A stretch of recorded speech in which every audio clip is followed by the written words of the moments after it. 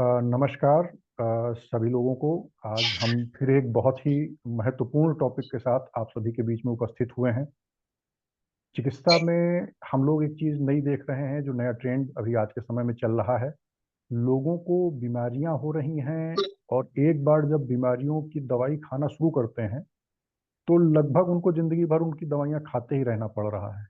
ऐसी स्थिति में कुछ समय बीत जाने के बाद हर पेशेंट यही सोचता है कि क्यों ना कुछ ऐसी चीज़ें, कोई ऐसी प्रक्रियाएं, कोई ऐसा ट्रीटमेंट हो कि जिसको हम लोग और अपनी लाइफ में यूज करें तो इन दवाओं को खाने से हमको मुक्ति मिल जाए। तो सभी पेशेंट की भी यही चाहत है, और शास्त्रों में इस बारे में अगर हम एक रेफरेंस देखते हैं तो इन सब प्रॉब्लम्स के लिए एक ही सॉल्यूशन मिलता है, जिसे हम लोग पंचकर्म के नाम से जानते हैं।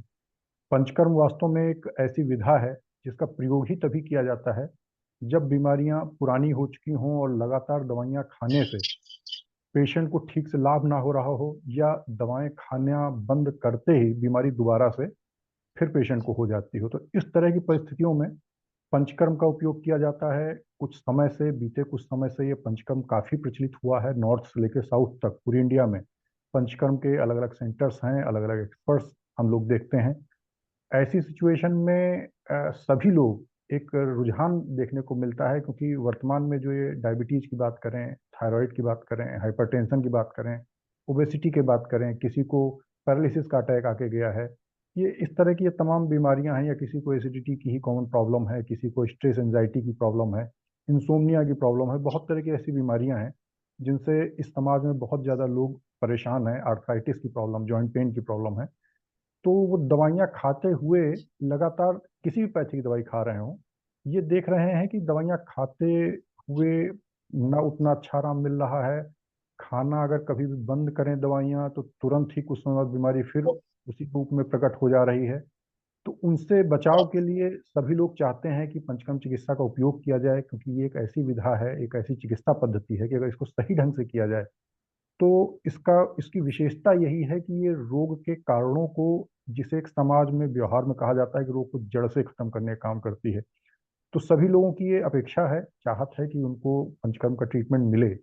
लेकिन यहीं पे एक समस्या ये भी आती है कि जब कोई चीज डिमांड में आती है तो उसकी सप्लाई करने वाले लोग, अ, किसी भी तरह के लोग बढ़ने लगते हैं। इसमें इथिकल और एक्सपर्ट्स भी हैं, ऑथेंटिक पर्सन भी हैं, और बहुत से ऐसे लोग भी हैं जो कहीं से भी छोटा मोटा कोई कोर्स करके या किसी भी तरह से अपने सेंटर के आगे एक specialised panchakarma centre, super speciality panchakarma centre या बहुत कुछ लिख देते हैं, लेकिन वो वास्तव में उस तरह के एक्सपर्ट्स नहीं होते। तो लोगों के बीच में इस बेहद लोकप्रिय हो चुकी पंचकर्म विधा के बारे में जो भी क्वेश्चंस हैं, कुछ प्रैक्टिशनर्स की तरफ से आए हमारे पास, कुछ सामान्य जनता की तरफ से आए जो पंचकर्म के बारे में जानना चाहते हैं, उन सभी चीज़ों को लेकर हम लोगों ने आज प्रोग्राम अपना शेड्यूल किया। और आज हमारे इन सभी प्रश्नों का उत्तर देने के लिए हमारे गेस्ट के रूप में भारत आरोग्य संगठन के vice president professor doctor Ajay Kumar Singh sir उपस्थित हैं, जिनके साथ सबसे बड़ी विशेषता ये है कि सर का स्पेशलाइजेशन जो सर ने एमडी किया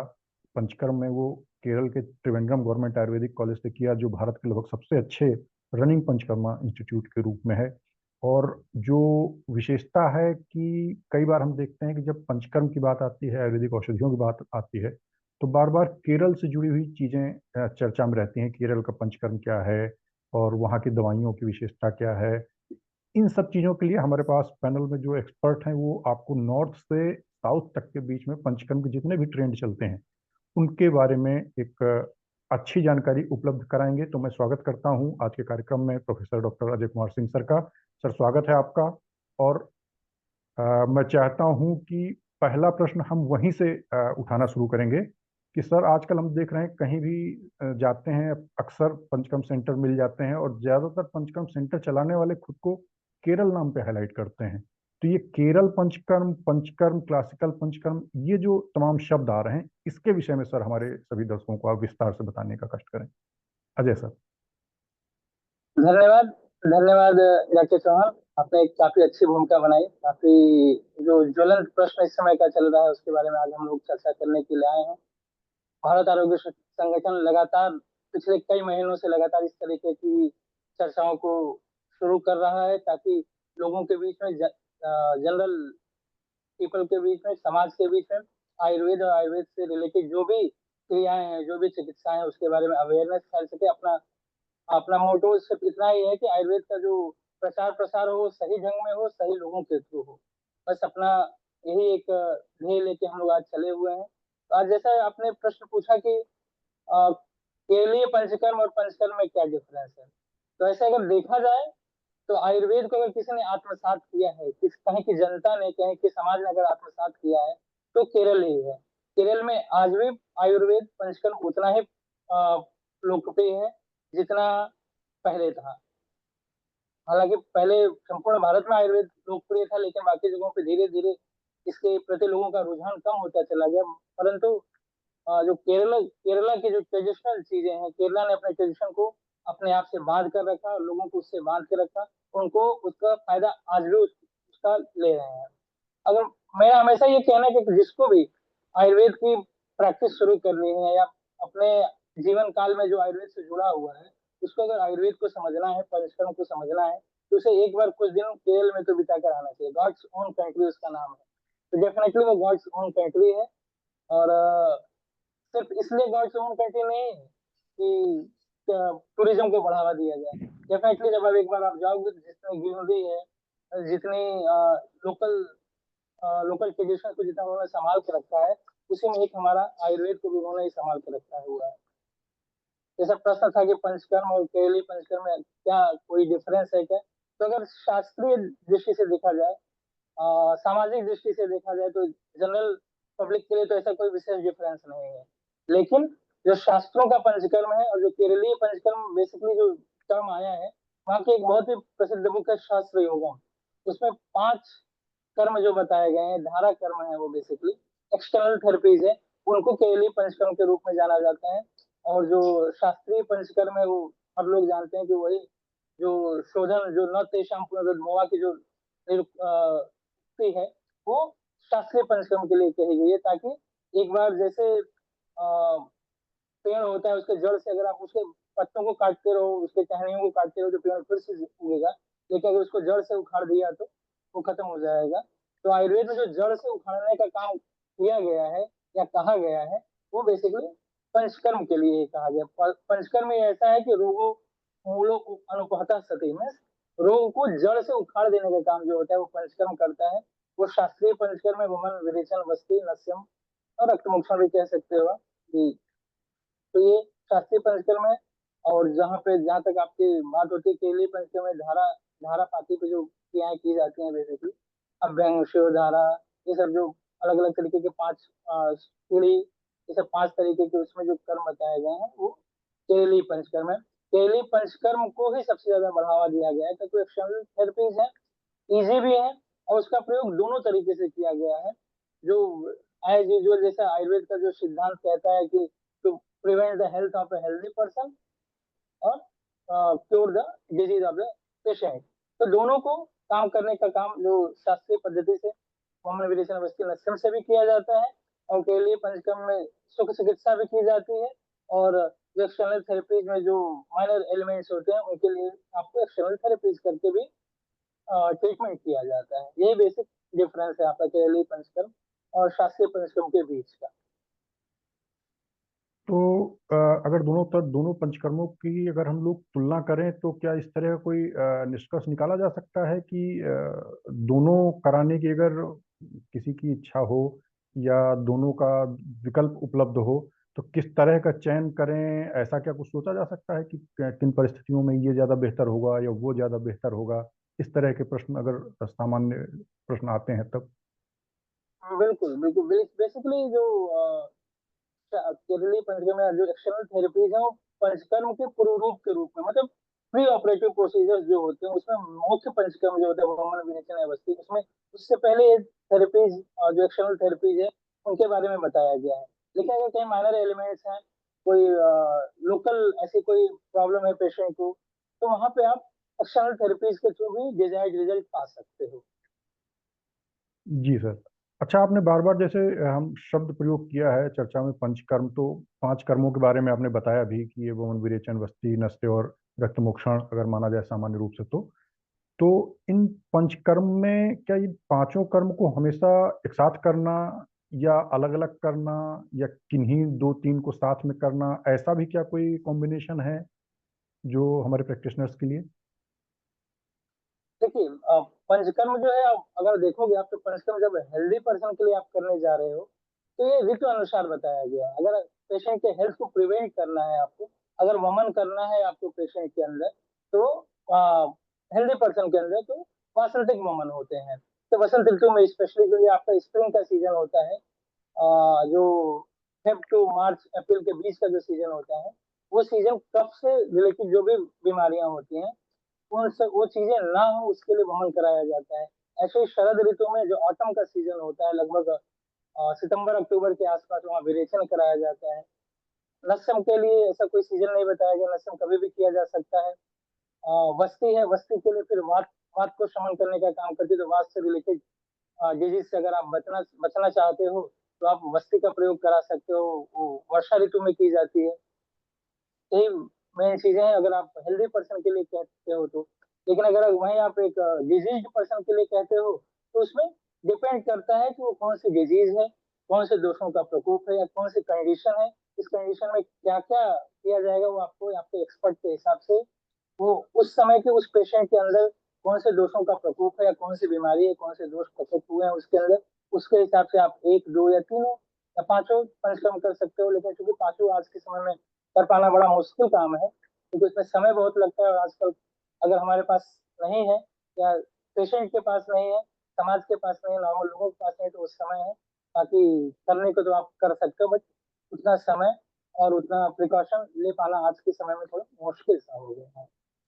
यानी ये बेहतर रहेगा उपाय के रूप में कि जो भी रोगी है अथवा जो हेल्दी पर्सन है, अगर वो पंचकर्म करना चाहते हैं तो एक्सपर्ट उसको बेटर वे में डिसाइड करेंगे कि उनको कोई एक दो प्रोसीजर ही करने हैं, कोई एक करना है, या कोई कॉम्बिनेशन में करने हैं, या पांचों करने की जरूरत है।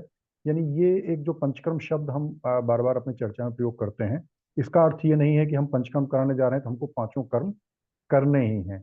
अच्छा, कई बार सर ये भी देखने में आया है कि क्योंकि सेंटर्स की संख्या बहुत ज़्यादा हो गई है, ज़्यादातर बहुत जगह ये सुनने को मिल रहा है कि पंचकर्म के नाम पे एक अभ्यंग और स्वेदन या शिरोधारा, स्टीम बाथ, एक ऑयल बाथ कह सकते हैं, और एक शिरोधारा जैसा प्रोसीजर है, लगभग इतना ही किया जा रहा है। और लोगों को इस विषय में बताया जा रहा है कि भाई आप पंचकर्म कराने आए हैं तो यही सब कुछ पंचकर्म है, जबकि आपके द्वारा बताए गए क्लासिकल या केरला पंचकर्म में इनको उतना ज्यादा वेटेज नहीं दिया गया है। तो पंचकर्म के कुछ नाम पे लगता खुले है। हुए जो ये जो सेंटर्स चल रहे हैं, ये या स्पा सेंटर करके इनको डेवलप कर लिया गया है, तो ये पंचकर्म का स्पा की तरफ जो कन्वर्जन होता चला जा रहा है, केवल मसाज हो यही पंचकर्म है।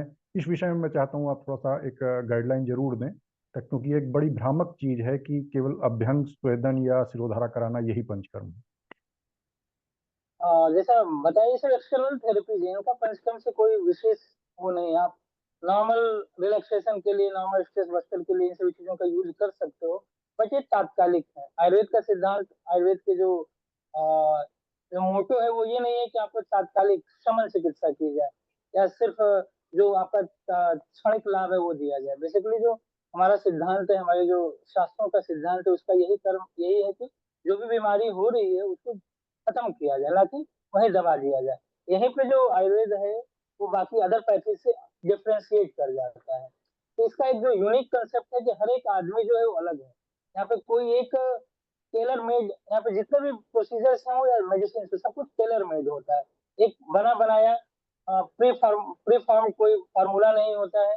पुरुषम पुरुषम विक्स का जो सिद्धांत है कि हर आदमी एक दूसरे से अलग है, उसके शरीर के अंदर जो उस समय चल रहा है, उसके शरीर के अंदर जो भी वात पित्त कफ का जो भी परम्यूटेशन कॉम्बिनेशन के हिसाब से जो भी डिजीज आए हुए हैं, उसके हिसाब से आपको वो निर्णय लेना पड़ेगा। जहां तक बात हो गई आपके अभ्यंग शिरोधारा की, तो ये सब चीजें जैसे मैंने बोला कि एक नॉर्मल रिलैक्सेशन के लिए है।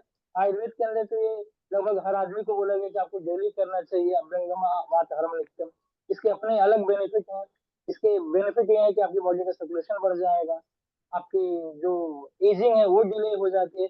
बट ये आपके डिजीज में बहुत ज्यादा, जो इंटरनल डिजीज हो रही है उसमें बहुत ज्यादा आपको हेल्प करने में, बहुत ज्यादा उनको पैसिफाई करने में, या उनको खत्म करने में, उनको नल करने में इसका बहुत बड़ा योगदान नहीं होता। उसके लिए आपको जो शरीर के अंदर जो भी दोष हैं उनको बाहर निकालना ही पड़ेगा, क्योंकि अभ्यंग शिरोधारा ऐसी चीजें से आप दोषों को थोड़ी देर के लिए पैसिफाई कर देते हो, दोषों का शमन कर सकते हो, वो भी फॉर टाइम भी, उनको आप इलिमिनेट नहीं करते। जब तक आप इलिमिनेट नहीं करोगे दोषों को शरीर से बाहर, दोषों को शरीर से बाहर निकालोगे नहीं, तब तक वो बार बार होते रहेंगे। इसलिए आप देखोगे जो न तेषां पुनरुद्भवा का सिद्धांत है कि जो फिर से दोबारा ना हो, वैसा होता नहीं है, वो रिजल्ट आपको मिल नहीं है। कारण सिर्फ इतना ही है कि दोषों को क्या कर रहे हो आप, जो दोष डिजीज जिस भी रीजन से हो रही है उसको आप फॉर टाइम भी, थोड़ी देर के लिए आप उसको रिलीव कर दे रहे हो, फिर जैसे ही उसको प्रॉपर टाइम मिल जा रहा है, प्रॉपर कंडीशन मिल जा रही है, फेवरेबल कंडीशन मिल जा रही है, डिजीज फिर से उगने के लिए उठने के लिए तैयार हो जाता है। तो अगर आप पंचकर्म का लाभ लेना चाहते हो, पंचकर्म से लाभ लेना चाहते हो, अपने डिजीज को खत्म करना चाहते हो, तो आपको उसके अंदर शोधन या इलिमिनेशन का जो प्रोसीजर है वो अपनाना ही पड़ेगा। उसके तरीके आप कुछ भी हो सकते हो, वमन से भी निकाल सकते हो, आप दोषों को विरेचन से भी निकाल सकते हो, वस्ती से भी निकाल सकते हो, डिपेंड करता है कि कौन सा दोष है और कौन से दोष बढ़े हुए हैं। इसके लिए आपको प्रॉपर एक गाइडेंस की जरूरत पड़ेगी, जो आपको एक वेल ट्रेन्ड, अच्छी जगह, अच्छे क्वालिफाइड, अच्छा एक्सपीरियंस एमडी आयुर्वेद का, एमडी पंचकर्म का व्यक्ति ही आपको ये दे पाएगा। करने वाला थेरेपिस्ट हो सकता है, लेकिन क्या करना है और कैसे करना है और कौन कौन से थेरेपी करने हैं, उसका डिसीजन, उसका डिस्क्रिप्शन जो लेगा, उसका जो डिसीजन लेगा वो एमडी पंचकर्म के अंडर ही, आपको एक्सपर्ट के अंदर ही ये सब चीजों के लिए आपको जाना चाहिए। जी सर, तो जहाँ तक मैं बिल्कुल एक लाइन में अगर बात कहूँ समझने की, तो ये जो अभ्यंग शिरोधारा जैसे प्रोसीजर्स हैं अच्छे हैं, रिलैक्सेशंस के लिए अच्छे हैं, कहा जाए तो सपोर्टिव प्रोसीजर्स हैं मेन पंचकर्म के। तो अगर आप पंचकर्म के नाम पे पंचकर्म कराने के लिए आगे आ रहे हैं तो पंचकर्म कुछ और है, और वो आप प्रॉपर एक्सपर्ट के गाइडलाइन के थ्रू ही करें। अच्छा सर, जैसे आपने चर्चा में बताया कि पांचों पंचकर्म कराने में ज़्यादा समय लगता है, और जाहिर सी बात है आज के समय में स्टडी में हो चाहे करियर में हो, लोगों के पास समय तो वाकई काफ़ी कम है। तो क्या जो क्लासिकल पंचकर्म है या केरलियन पंचकर्म है, तो हम लोग देखते हैं कि जैसे समय के साथ हर चीज़ें बदलती रहती हैं, लेकिन बदलाव का अर्थ ये नहीं होता कि उसमें जो उसका इफेक्ट छुपा हुआ है या प्रभाव हो वो कम हो।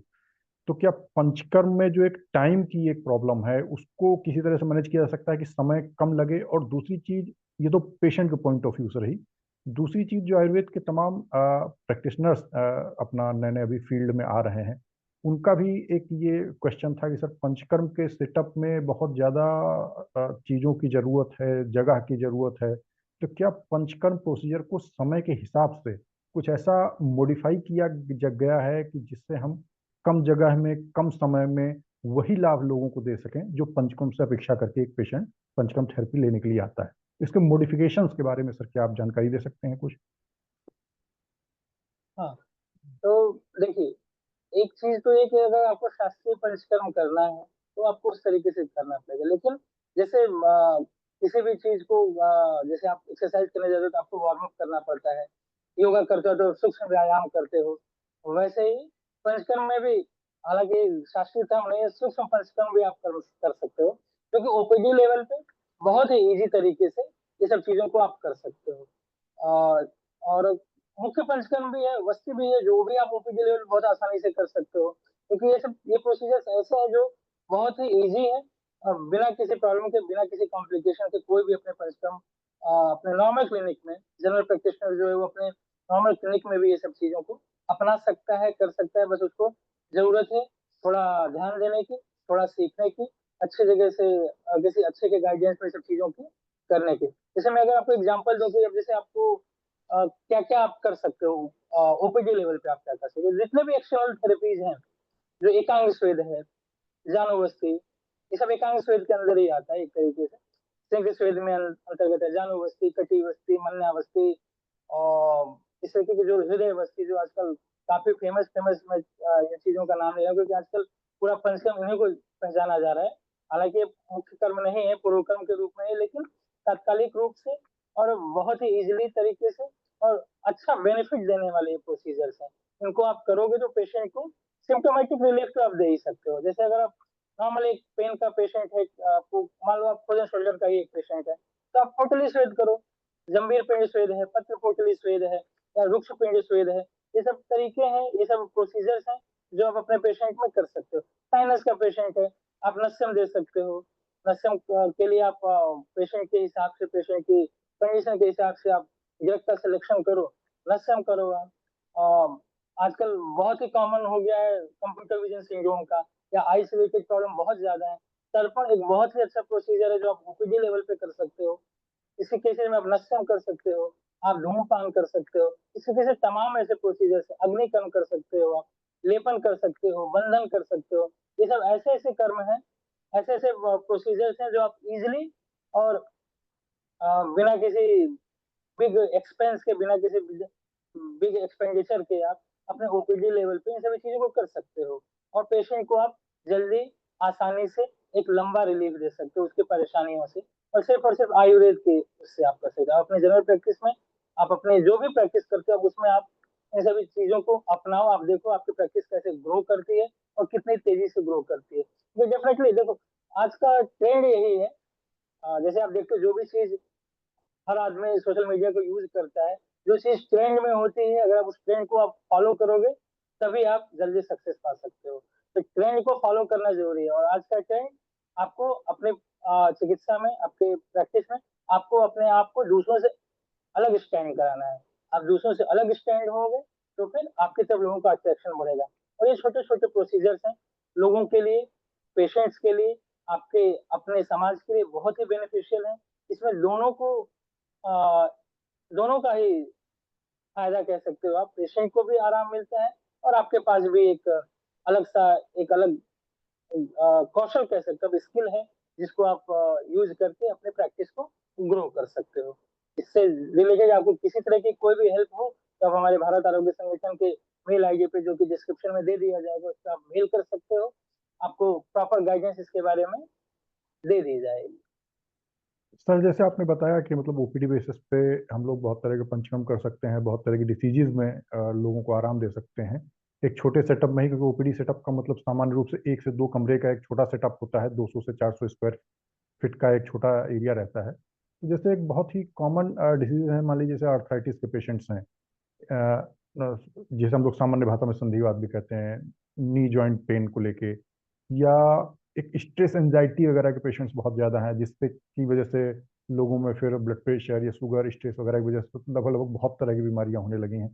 तो इस तरह के कुछ प्रोसीजर्स, डिसीजेस के लिए मैं चाहता हूँ कुछ प्रोसीजर्स का आप कुछ थोड़ा गाइडलाइन प्रोवाइड करें, जैसे एक स्ट्रेस वाले केसेस हों या जैसे आर्थराइटिस के केसेस हों, ओपीडी बेसिस पे इनको आसानी से कैसे मैनेज करें, क्योंकि सभी प्रैक्टिशनर के पास इस तरह के पेशेंट्स की भरमार है। और वो मेडिसिन तो सच पूछे स्ट्रेस के नाम पे कोई स्लीपिंग पिल जिन्हें कहा जाता है, या अगर जो एंटी डिप्रेसेंट टाइप की मेडिसिन हैं, इनको लगभग कोई नहीं लेना चाहता। वो चाहते हैं कि कुछ ऐसे प्रक्रियाएं हों जिनसे हमको आसानी से लाभ मिले। तो ओपीडी बेसिस पे इनके लिए हम लोग क्या कर सकते हैं? ठीक है। बहुत ही अच्छा सवाल आपका है, क्योंकि जैसे हम आर्थराइटिस का पेशेंट है, आप मान लो एक नी ज्वाइंट का पेशेंट, नी ज्वाइंट पेन का पेशेंट है। और आज ये पेशेंट इतने ज्यादा हैं कि शायद हर दूसरा तीसरा आदमी नी ज्वाइंट के पेन से प्रॉब्लम है। मे बी वही का वो ग्रेड 1 से लेकर ग्रेड 4 तक के केसेज आपको हर प्रैक्टिशनर को उसके डेली के रूटीन में मिलते हैं। हर प्रैक्टिशनर को लगभग ये है। और बताया जा चुका है कि वही के पेशेंट आजकल बहुत ज्यादा हो चुके हैं। आप भी यूज कर ही रहे होगे, हर आदमी इस तरीके के पेशेंट को डील कर रहा ही होता है। तो बस दो चीजें करनी है। एक तो अपने नजरिए को बदल दो आप। पहले तो ये लगा कि पहले तो सबसे पहले जो ट्रीट करने वाला डॉक्टर, उसको ये कॉन्फिडेंस होना चाहिए कि हम इसको सही कर सकते हैं। बहुत ही इजी प्रोसीजर। अभी आप देखोगे, जैसे ट्रेंड की बात हो रही थी, तो हर आदमी फेसबुक, इंस्टाग्राम पे कार्टिलेज रीजनरेशन का ट्रेंड चलने लगा है अभी। हर दूसरा तीसरा ऐड, एक बार आप सर्च कर लो, हर दूसरा तीसरा ऐड कार्टिलेज रीजनरेशन का है। उसके ऊपर ढेर सारी स्टडीज हो चुकी हैं कि कार्टिलेज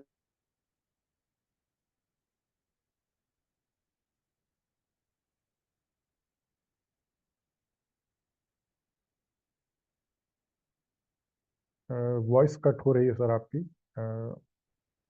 आयुर्वेद का जो पंचकर्म है, वो तो इन्हीं सभी चीजों के लिए जाना ही जाता है। तो जैसे आप जानवस्ती करो आप। जानवस्ती बेसिकली, लगभग अगर आप आयुर्वेद के स्टूडेंट तो आप जानते ही होंगे जानवस्ती क्या होता है। ऐसे जंबीर पिंड स्वेद करो आप, नाड़ी स्वेद कर सकते हो आप। कुछ नहीं तो आप नॉर्मल लोग एकांग अभ्यंग कर सकते हो ऐसे केसेस में। आप इतना ही करो, 2 से 3 दिन के अंदर आपको उतना रिजल्ट मिलने लगेगा जितना आपने पिछले। सामान्य रूप से पेन किलर की ये विषय में यही अवधारणा है कि जब दवाएं आप खा रहे हैं तभी तक आराम है, जैसे ही बंद करते हैं प्रॉब्लम लगभग फिर उसी लेवल पर वैसे ही शुरू हो जाती है। कई बार पेन किलर से बचने के लिए लोग वस्तु में आप लेपन भी कर सकते हो। लेप आते हैं, डिफरेंट तरीके के लेप ऑलरेडी अवेलेबल है। नागरादी लेप चूर्ण है, गदा में आदि नहीं कुछ मिलता है तो आप स्वयं पुनर्नवा का लेप खुद से बना के यूज कर सकते हो। नाड़ी स्वेद करो आप। ये सब चीजें बहुत ही स्मॉल प्रोसीजर्स हैं। 10 से 15 मिनट 20 मिनट के अंदर आप पेशेंट को एक अच्छा रिजल्ट दे सकते हो, अच्छा रिलीफ दे सकते हो। साथ में अगर इंटरनल कर सकते हो आप तो मात्रावस्ती का प्रयोग करो। मात्रावस्ती में आप सहसर तेल का यूज कर सकते हो। तो मात्रावस्ती में बहुत ही अच्छा रिजल्ट देती है, स्पेशली जो हमारे आधा का है, जो बिलो लेवल एरिया के जो भी वात से रिलेटेड जैसे आजार्स हैं जिसमें आदमी को चलने फिरने में परेशानी होती है, वैसे केसेज में अगर आप मात्रावस्ती का भी प्रयोग करते हो साथ में, तो आप दोनों कर सकते हो। इंटरनल भी प्रोसीजर्स हो जाते हैं जो कि वायु को खत्म करने का, वात को खत्म करने का, डिजनरेशन को कम करने का। इंटरनली आप डिजनरेशन का काम वहां से शुरू कर सकते हो। एक्सटर्नली आप उसको जो उसको सिम्टोमेटिक रिलीफ दे सकते हो। ऐसे ही जैसे आपने दूसरा सवाल पूछा था, स्ट्रेस में आप क्या कर सकते हो। स्ट्रेस स्ट्रेस वाले केसेस में जैसे नॉर्मल अभ्यंग अगर आप करा सकते हो तो अभ्यंग करा दो आप। शिरो अभ्यंग कर सकते हो आप। शिरोधारा कर सकते हो आप। ये सब प्रोसीजर्स हैं जो आप इजीली अपने ओपीडी लेवल में, एक एक सिर्फ आपको 6 बाई 2.5 का एक टेबल चाहिए। बाकी सारे प्रोसीजर्स आप इसके ऊपर ही कर सकते हैं।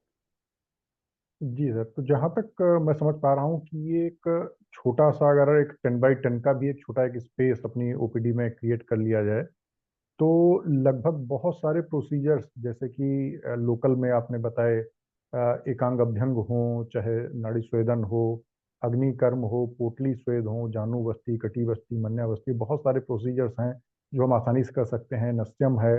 तो तमाम प्रोसीजर्स को आज के टाइम पे अगर देखा जाए तो ओपीडी प्रोसीजर्स में शामिल करना ये सभी प्रैक्टिशनर्स के लिए कहीं हद तक जरूरी हो चुका है, क्योंकि एक समय था जब कहीं भी दर्द हो रहा है, घुटने में दर्द हो रहा है, कमर में दर्द हो रहा है, तो लोग चाहते थे कि गोली खा लें या इंजेक्शन लगवा लें। लेकिन इस समय की जागरूकता के साथ जैसे लोग जान चुके हैं कि इनका एक बहुत ही बैड इफेक्ट किडनी या लीवर पर आता है, तो वो चाहते हैं कि कोई सुरक्षित चिकित्सा पद्धति और हर्बल ड्रग्स रहें जो कि जिनके साइड इफेक्ट ज़्यादा ना हो और उनके साथ उनको आराम मिल सकता है। तो हर पेशेंट निश्चित रूप से यही चाहेगा कि उसका उपचार उन्हीं प्रोसीजर्स या उन्हीं हर्बल मेडिसिन के साथ में किया जाए।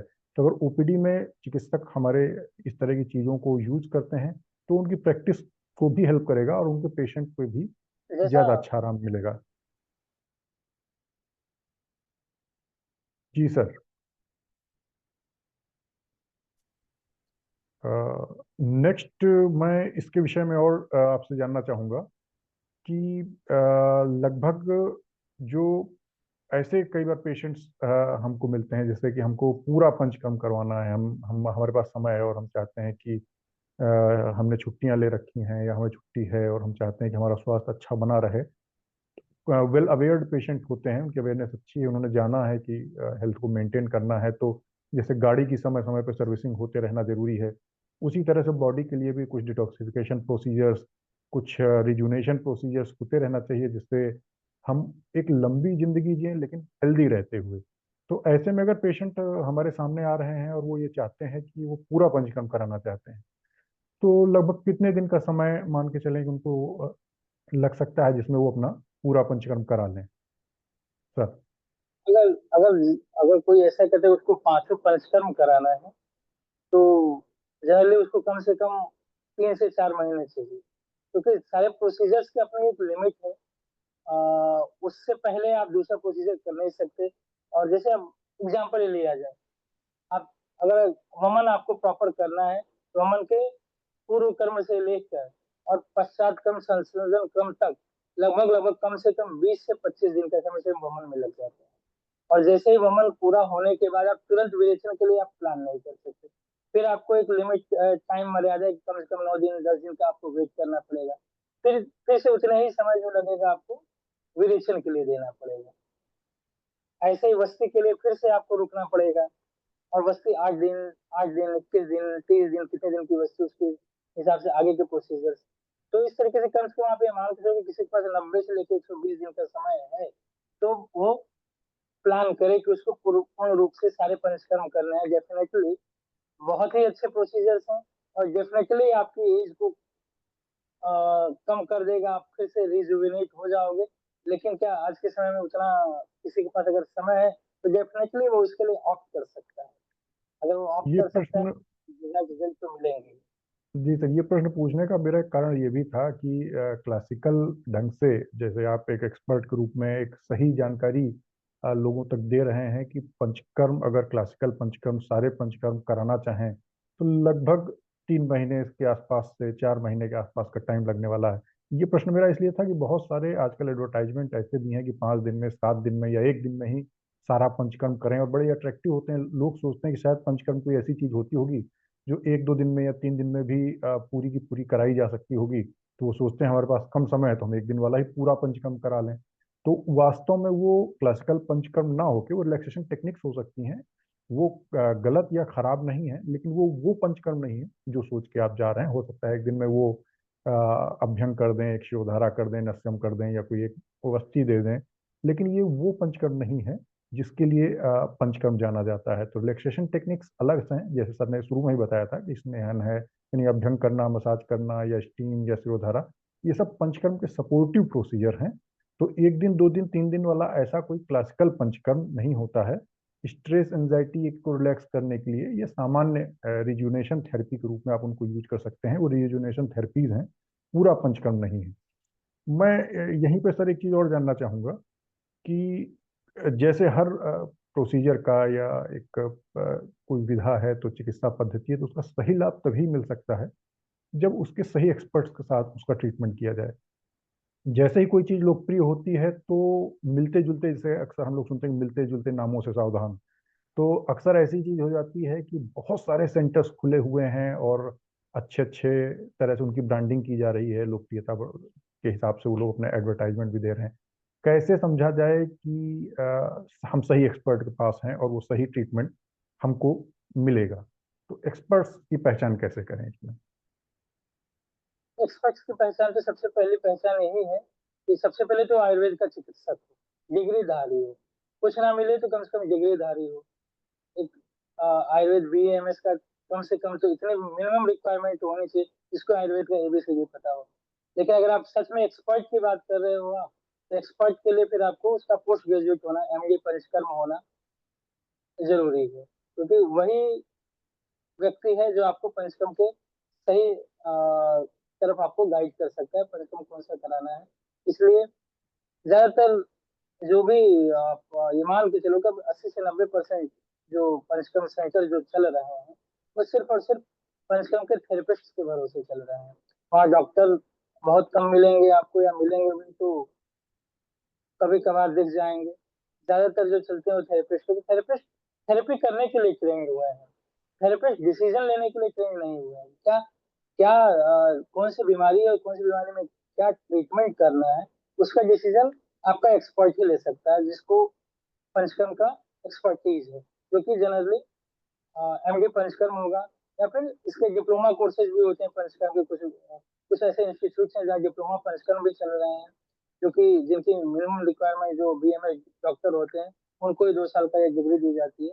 उस तरीके के जो भी लोग अवेलेबल हैं, वही इसके एक्सपर्ट हैं पंचकर्म के। तो थेरेपिस्ट जो है, जो थेरेपिस्ट के द्वारा जो रन किए जा रहे सेंटर, वो थेरेपी करने के लिए ऑथराइज है, ना कि ये डिसीजन लेने के लिए कि कौन सा पंचकर्म कराना है, कौन सा पंचकर्म कौन से डिजीज में करना है। उसका डिसीजन जो है वो एक आपके एक्सपर्टीज के थ्रू ही जाइए, एक्सपर्ट के थ्रू ही होकर जाइए, प्रॉपर कंसल्टेशन से जाइए, ताकि आपको जो डिजायर्ड जो आपने रिजल्ट की, जो आप सोचते हो कि ये डिजायर्ड रिजल्ट मिलेगा, वो तभी मिल पाएगा जब आपको सही डिजीज में सही पंचकर्म किया जाए। कोई भी डिजीज हो, पंचकर्म कुछ और हो जाएगा, तो उसके लाभ के बदले आपको प्रॉब्लम ही क्रिएट हो जाएगी। जी सर, बहुत ही तो ये बहुत से ऐसे केसेस मिलते हैं डॉक्टर साहब, जो कि जनरली अगर एलोपैथिक टर्म यूज करें तो रूमेटॉइड आर्थराइटिस के एक्यूट केसेस में पेशेंट हम अभ्यंग करा कर चला आता है, गया था आराम लेने के लिए और अपने प्रॉब्लम को डबल करके आ गया।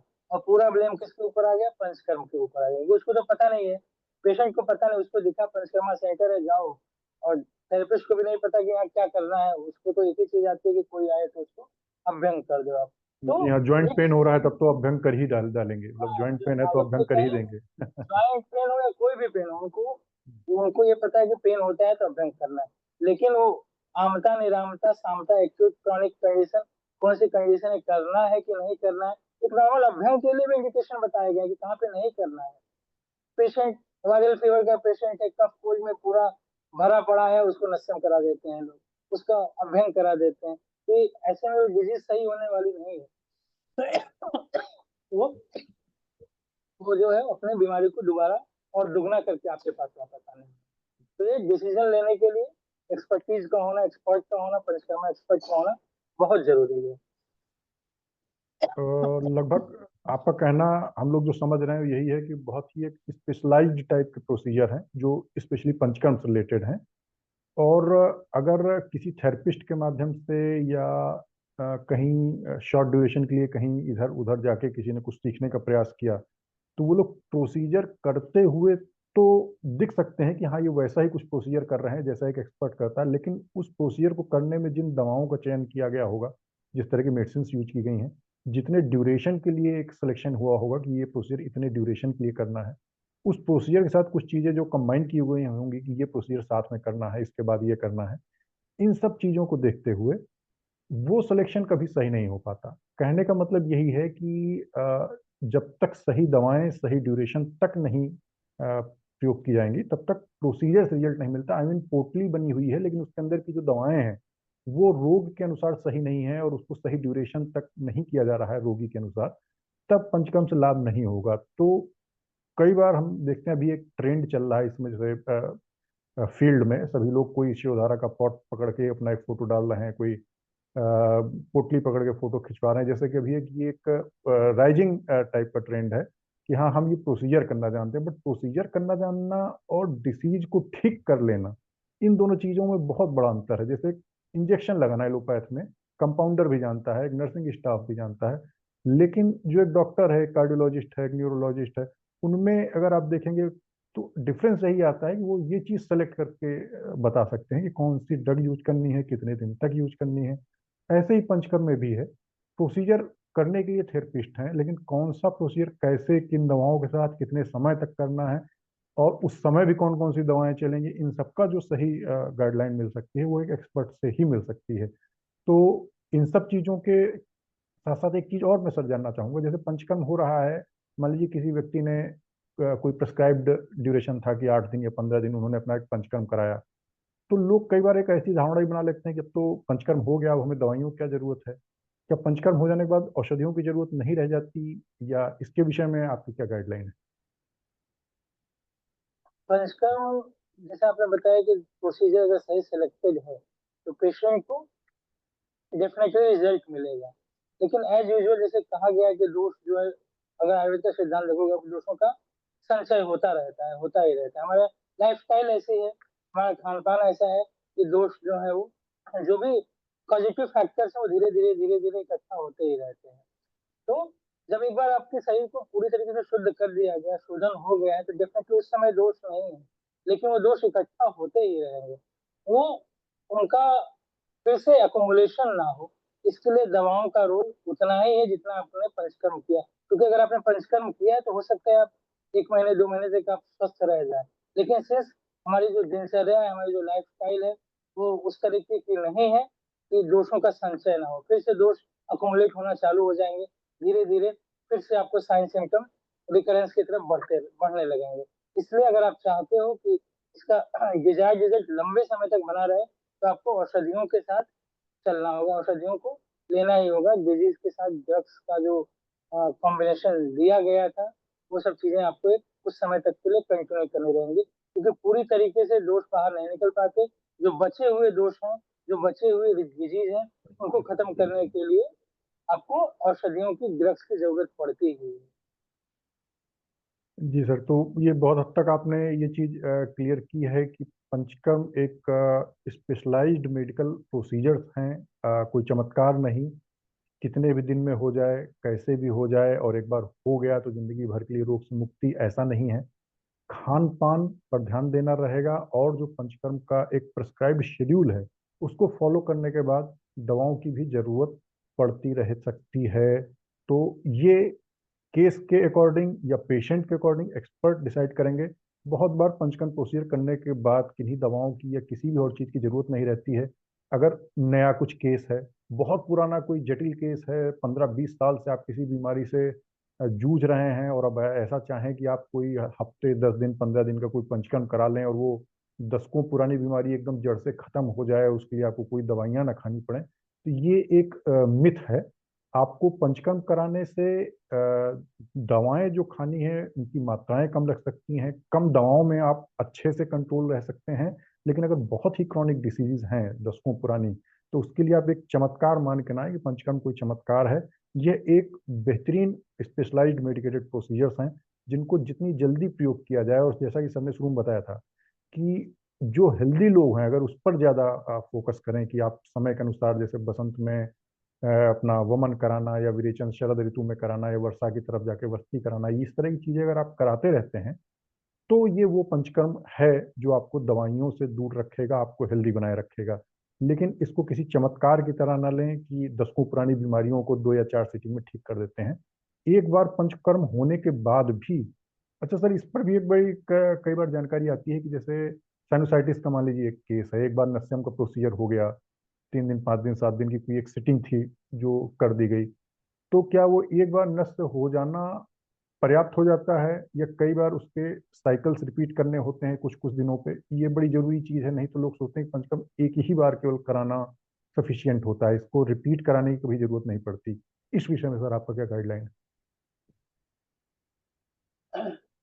जहाँ तक रिपीट करने की बात है, तो रिपीट करने का जो होता है कारण होता है, क्योंकि वो बीमारी जो होती है पूरी तरीके से एक बार में ठीक होती नहीं है जनरली, ऐसा देखा गया।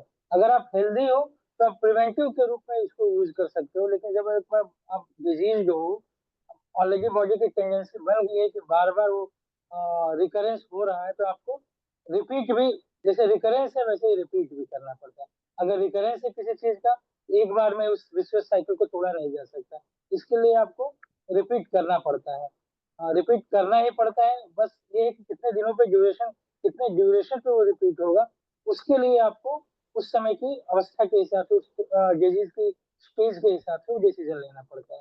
उसका कोई एक लॉज में से कोई बोला जाए तो फिक्स कोई शेड्यूल नहीं है कि आज किया तो फिर 2 महीने बाद करेंगे, या एक दिन बाद करेंगे, या 5 दिन बाद करेंगे। ऐसा कोई फिक्स शेड्यूल नहीं होता है। वो आपके उस समय के कंडीशन के ऊपर पूरा डिपेंड करता है। लेकिन इतना है कि हम पिछले अपने प्रैक्टिस में जब से देख रहे हैं कि रिपीट करना पड़ता है इसको। जी सर, तो एक तरह से जैसे ये चीज़ एक बड़ी अच्छी निकल के आती है कि एक सामान्य रूप से हम एक व्हीकल चला रहे होते हैं, तो टाइम टाइम पे अगर उसकी हम सर्विसिंग कराते रहते हैं, तो उसका जो एक आउटकम निकलता है वो बहुत अच्छा निकल के आता है। हम एक हेल्दी लाइफ सामान्य रूप से जी रहे हैं। अगर अपनी जीवन शैली में पंचकर्म को स्वस्थ रहते हुए ही शामिल कर लिया जाए, तो ये हमारे लिए बहुत बेनिफिशियल होगा, हमको रोगों से दूर रखेगा, अनावश्यक दवाइयाँ खाने से बचाता रहेगा। तो ये पंचकर्म का बहुत अच्छा स्वरूप हो सकता है। एक चीज़ और मैं आपसे गाइडलाइन के रूप में जानना चाहूँगा, जैसे एक नए प्रैक्टिशनर्स की हमारे पास एक रेंज है, वो जानना चाहते हैं कि आपका तो एक दसवीं पुराना पंचकर्म का एक प्रैक्टिस का अनुभव है, इसमें किन बीमारियों में आपने ये देखा है कि पंचकर्म कराने से काफ़ी अच्छा लाभ मिलता है, और कौन सी ऐसी बीमारियां हैं जिनमें पंचकर्म के साथ भी काफ़ी चैलेंजेस आते हैं? क्योंकि ये सच्चाई है, हर चीज़ की अपने खूबियां हैं तो लिमिटेशंस भी हैं। तो कौन सी बीमारियां हैं जो बहुत अच्छी तरह से पंचकर्म से कंट्रोल हो रही हैं, कौन सी बीमारियां ऐसी हैं जहां पे कुछ ज़्यादा चैलेंजेस सामने आ रहे हैं? अगर इस तरीके से देखा जाए तो बहुत अच्छे से जो रिजल्ट जिन सभी चीजों में मिलते हैं, जो आजकल जैसे बहुत ही कॉमन हो गए इनफर्टिलिटी के केसेस। इनफर्टिलिटी में मैं इस चीज को कह सकता हूँ कि इनफर्टिलिटी में पंचकर्म से अच्छा कोई चीज का रिजल्ट मिलता नहीं, चाहे कैसे भी इनफर्टिलिटी हो। अगर आप सही से करते हो, अगर शरीर के अंदर दोष धातु चीजें मौजूद हैं, तो पंचकर्म से अच्छा रिजल्ट कुछ नहीं दे सकते, किसी भी तरीके की इनफर्टिलिटी हो। ऐसे ही हम लोग, डाइजेस्टिव अच्छा सर, सिस्टम हम से लोग जैसे इनफर्टिलिटी के बहुत सारे वेरिएंट्स कई बार देखते हैं, कई बार ओव्यूलेशन अच्छा नहीं हो रहा है, कई बार पीसीओडी के केसेस हैं, या कई बार ट्यूबल ब्लॉकेज के केसेस भी मिल रहे होते हैं। तो क्या इन सभी में हम देख के चलते हैं तो क्या पंचकर्म एक अच्छा प्रभावी उपचार है? जैसा कि इसीलिए मैंने यूज किया कि अब जैसे अगर अजूस्पर्मिया का किसी ने जहाँ पर आपके स्पर्म्स काउंट बन ही नहीं रहे हैं तो वहां पे तो आगे का नहीं बोला जा सकता। लेकिन जैसे जो आपने जो कंडीशन बताई, ओव्यूलेशन की प्रॉब्लम है, पीसीओडी के केसेस हैं और ट्यूबर ब्लॉकेजेस के केसेस हैं, इसमें भी अच्छे रिजल्ट पाने की संभावना रहती है, अच्छे रिजल्ट मिलते हैं अगर आप सही जगह से और सही प्रोसीजर्स को यूज करते हो तो। और जी सर। जहाँ पे रिकरेंस के पूरे चांसेस, जितने भी ऑटो इम्यून डिसऑर्डर्स हैं, आरए के पेशेंट पंचकर्म के साथ भी उतना ही परेशान करते हैं, लेकिन हाँ रिजल्ट मिलते हैं आपको अगर आपके अंदर धैर्य है और आपके पेशेंट के अंदर धैर्य है, इसमें भी आपको रिजल्ट मिलेगा। लेकिन स्टार्टिंग में पेशेंट भी परेशान, जो इस तरीके के आरए के जो पेशेंट होते हैं या फिर आपके स्किन डिजीजेज के जो पेशेंट, स्पेशली सोराइसिस के जो पेशेंट होते हैं, इनमें रिकरेंस बहुत ज्यादा होता है। अगर रिकरेंस क्या, अगर अच्छे तरीके से पंचकर्म नहीं हुआ, जो व्यापक बताएगी उस तरीके की कोई कंडीशन आ गई, तो रिकरेंस के साथ साथ फ्लेयर अप होने के भी चांसेस पूरे हो जाते हैं। तो ये बहुत ही प्रिकॉशन लेके करने वाली कुछ बीमारियां होती हैं। वहीं जो आपके एमएनडी के केसेस होते हैं, नर्वस सिस्टम रिलेटेड जो डिसऑर्डर्स होते हैं, उसमें हमको पेशेंट की क्वालिटी ऑफ लाइफ को इम्प्रूव करने का बहुत ही अच्छा मौका मिलता है, क्योंकि इससे आपके पेशेंट की क्वालिटी ऑफ लाइफ बहुत ही अच्छी इम्प्रूव होती है। जितने भी नर्वस सिस्टम के डिसऑर्डर्स होते हैं, पार्किंसंस का पेशेंट है, अल्जाइमर्स का पेशेंट है, इस सब पेशेंट्स की क्वालिटी ऑफ लाइफ इम्प्रूव करना ही मेन मोटो होता है। तो ऐसे पेशेंट्स में आप क्वालिटी ऑफ लाइफ को बहुत ही अच्छे से इम्प्रूव कर सकते हो। डायबिटीज के पेशेंट हैं आपके, डायबिटीज के पेशेंट्स में अगर आप पंचकर्म को, सही पंचकर्म को यूज करते हो, तो इवन इंसुलिन डिपेंडेंट पेशेंट्स की डोज भी, या डिजीज में जो भी मेडिसिन यूज कर रहे हो उनके डोज को भी आप कम कर सकते हो। ऐसे ही आपका जो ब्लड प्रेशर के पेशेंट्स होते हैं, उसमें अगर आप शिरोधारा, सिंपल से प्रोसीजर शिरोधारा करते हो आप, तो काफी हद तक आप पेशेंट की जो मेडिसिन है उनको कंट्रोल कर सकते हो। But these things are that you have to keep the patient under your observation. आपको ऐसे पेशेंट को आपके ऑब्जर्वेशन में लगातार रखना पड़ेगा, मॉनिटरिंग करनी पड़ेगी, क्योंकि अगर मेडिसिन जो चालू है उसका बंद तो नहीं कर सके, बट मॉनिटरिंग करके आप पेशेंट की मेडिसिन की डोज को आप कंट्रोल कर सकते हो। ऐसे ढेर सारी जी। ऐसी लगभग। तो लगभग लगभग हम देख रहे हैं कि वर्तमान समय की लगभग सारी चैलेंजिंग डिसीजेज इसमें लगभग कवर हो ही रही हैं। ओबेसिटी, थायराइड, इस तरह की जो और प्रॉब्लम है, चैलेंजिंग प्रॉब्लम्स हैं कई, ये जो अक्सर मिलती हैं, या जीआईटी अपने ट्रैक की कई प्रॉब्लम्स हैं, किडनी लीवर की कुछ प्रॉब्लम्स हैं, इन सभी में पंचकर्म का एक सही एक्सपर्ट के गाइडलाइन में और सही जगह पर सही ड्यूरेशन तक जो भी आपको गाइडलाइन दी गई उसका पालन करते हुए सही ढंग से अगर आप प्रोसीजर कर रहे हैं तो इन सभी में आप बहुत अच्छा रोल देखने को मिल रहा है। मैं चाहूंगा सर कि आप एक कार्यक्रम अब अंत की तरफ जा रहा है तो दो मैसेज, दो तरह के मैसेज, एक पेशेंट के लिए, जनरल पब्लिक के लिए आपका क्या मैसेज है, और एक प्रैक्टिशनर्स के लिए आपका क्या मैसेज है जो आयुर्वेद के प्रैक्टिशनर्स हैं, पंचकर्म कर रहे हैं, करना चाह रहे हैं अपने यहाँ, उनके लिए। तो मैं यही कहना चाहूंगा कि जो पेशेंट्स हैं उनको पूरी तरीके से मेहनत ये करनी चाहिए कि एक अच्छे एक्सपर्ट के पास, एक्सपर्ट को खोजें। बाकी आगे का डिजीज, बाकी आगे का जो प्रोसीजर है, आगे की जो भी ट्रीटमेंट है वो आपका एक्सपर्ट खोज लेगा। आप बस एक, आपका मोटो यही होना चाहिए कि आप एक एक्सपर्ट के अंडर में जाओ, एक्सपर्ट एक्सपर्टाइज पर्सन के अंडर में आप ट्रीटमेंट लो। आपका आधी बीमारी वही, आपका आधा काम वही खत्म हो जाता है, क्योंकि जैसे ही आप एक अच्छे एक्सपर्ट के पास पहुंचते हो, आपकी सारी टेंशन आपके एक्सपर्ट की हो जाती है। तो आप अपना पूरा ध्यान इस चीज पे लगाओ कि आपकी जो बीमारी है, आप जो कराना चाहते हो, जिसके अंडर भी ट्रीटमेंट लेना लेना चाहते हो, वो वेल एक्सपीरियंस और एक्सपर्ट हो, उस फील्ड का एक्सपर्ट हो। इसके ऊपर आप अपना पूरा ध्यान लगाओ। बाकी आपके आगे का पूरा ध्यान जो है आपका एक्सपर्ट जो होगा वो ले लेगा। और दूसरी बात जो आपने बोली हमारे प्रैक्टिशनर्स के लिए, तो प्रैक्टिशनर्स के लिए दो बात कहना चाहूंगा मैं, जो अभी प्रैक्टिस में आ रहे हैं या जो अभी प्रैक्टिस कर रहे हैं, उनमें एक ये आप रिक्वेस्ट समझ लो हमारे प्रैक्टिशनर से कि अपने जो प्रेस्क्रिप्शन में उसमें आयुर्वेद को जगह दीजिए, आयुर्वेद की प्रोसीजर्स को जगह दीजिए, आयुर्वेद की मेडिसिन को जगह दीजिए। आप प्रैक्टिस चाहे कुछ भी करते हो, बस उसमें सिंस हमारी पैथी है, इसमें आपको अपने प्रेस्क्रिप्शन में आपको आयुर्वेद की जगह दीजिए। और अगर आप किसी तरीके का कोई पंचकर्म करना चाहते हो, पंचकर्म के बारे में आप जानना चाहते हो, पंचकर्म के बारे में आप सीखना चाहते हो, तो आप हमारे जो हमारा मेल आईडी है उसके ऊपर आप मेल करिए, आपको जितनी सहायता हो सकेगी।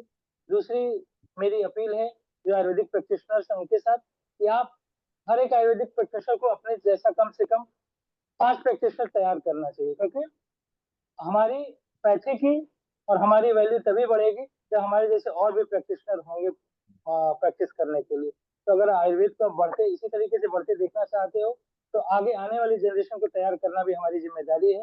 उस जिम्मेदारी को हम आगे बढ़कर हमें लेना चाहिए और अपने जैसे कम से कम 5 प्रैक्टिशनर जो आयुर्वेद को और आयुर्वेद की पद्धति को, पंचकर्म की चिकित्सा को और आगे बढ़ा सके। यही मेरा एक आप लोगों से आह्वान है, यही मेरी अपील है। इस चीजों को आप अपने माइंड में रख के अपने प्रैक्टिस में उतरिए। जी सर, तो मैं जहाँ तक समझ रहा हूँ कि जनसामान्य के लिए आपने बहुत ही संक्षेप में बहुत महत्वपूर्ण बात कही कि ग्लैमर एडवर्टाइजमेंट जैसी चीज सेंटर की लग्जरी नेस पे ना जाके एक्सपर्ट्स को देखें, क्योंकि एक सही एक्सपर्ट ही डिसीज, ड्रग्स, ड्यूरेशन, इन सब के बारे में सही निर्णय ले सकता है।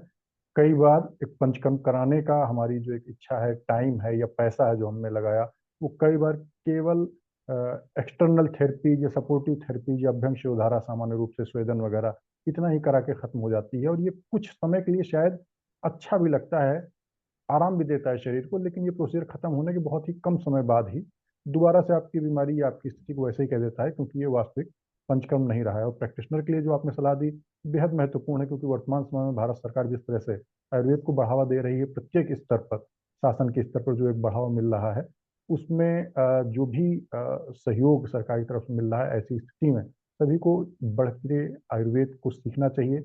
और जो भी वर्कशॉप्स वगैरह स्पेशली हो, मैं सेमिनार या वेबिनार के साथ साथ जो वर्कशॉप का ट्रेंड है, जहाँ पे आपको हैंड्स ऑन ट्रेनिंग या डायरेक्ट लाइव प्रोसीजर देखने का, खुद करने का, समझने का, सीखने का अवसर मिले, वहाँ पे ज़्यादा से ज़्यादा पार्टिसिपेट करना चाहिए। आज वर्तमान में भारत आरोग्य संगठन के लगभग 100 से ज़्यादा रनिंग सेंटर्स हैं।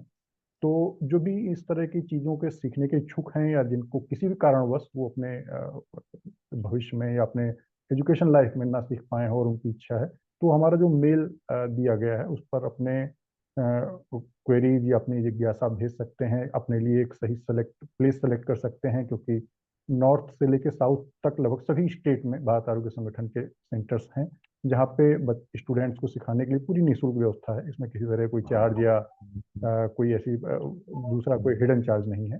तो जो भी सीखना चाहते हैं वो मेल के माध्यम से संपर्क कर सकते हैं और इस सुविधा का लाभ ले सकते हैं। तो सर, आपने आज अपना बेशकीमती समय हम सभी को दिया, और पंचकर्म के बारे में लगभग आपका डुअल इंटरव्यू चल रहा था। जन सामान्य की जो कुछ भ्रांतियां हैं उनका भी आपने एक निराकरण किया, और प्रैक्टिशनर्स के लिए जो एक गाइडलाइन है उसके विषय में भी लगातार आपने बहुत अच्छा मार्गदर्शन दिया। तो इसके लिए सर मैं आपका बहुत बहुत धन्यवाद करना चाहूँगा, और सभी लोगों को ये बताना चाहूँगा कि स्वास्थ्य के क्षेत्र में लगातार अवेयरनेस के कार्यक्रम करते रहने के लिए भारत आरोग्य संगठन पूरी तरह से प्रतिबद्ध है। और जिस तरह के प्रश्न हम लोगों को जन सामान्य के माध्यम से या प्रैक्टिशनर्स के माध्यम से मिलते हैं, उन प्रश्नों का उत्तर देने के लिए जो सबसे सही और ट्रू एक्सपर्ट्स हैं, उन्हीं के साथ हम आपके पास ये नॉलेज स्प्रेड करते हैं, ताकि आप तक सही चीज़ें, सही ज्ञान पहुंच सके। तो मैं सभी को एक बार आज के कार्यक्रम के अंत में धन्यवाद देना चाहूँगा, पूरे भारत आरोग्य संगठन की टीम को, जो लगातार इस तरह के कार्यक्रम कर रही है, लोगों के संपर्क में है, प्रैक्टिशनर के संपर्क में है। तो पूरे भारत आरोग्य संगठन की समस्त कार्यकारिणी को, राष्ट्रीय कार्यकारिणी और प्रादेशिक कार्यकारिणी को विशेष धन्यवाद। धन्यवाद। धन्यवाद।